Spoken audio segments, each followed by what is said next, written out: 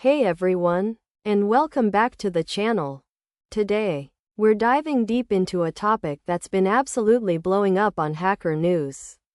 KOReader. If you own an e-reader, especially a Kindle, Kobo, or even a Remarkable, you need to hear about this open source firmware.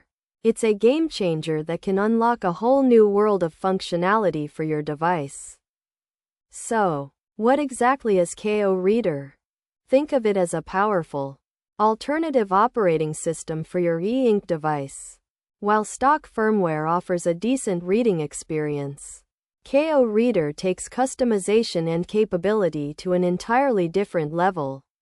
It's designed for power users, students, and anyone frustrated by the limitations of their off-the-shelf e-reader. Why is it making such waves on Hacker News? Because it addresses pain points many users face. Imagine flawless PDF and DjVu reflow, intelligent cropping, and dictionary lookups that actually work seamlessly. It offers unparalleled control over fonts, margins, line spacing, and even complex touch gestures to navigate your documents.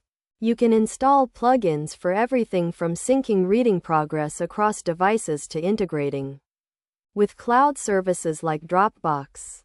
The sheer depth of its customization options is truly astonishing, transforming your simple e-reader into a highly adaptable digital assistant.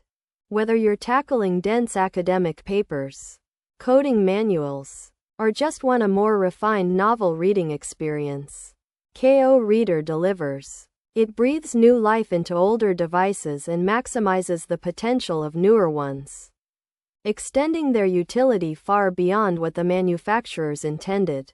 Installation can be a bit more involved than a typical app, often requiring a little technical know-how to flash it onto your device.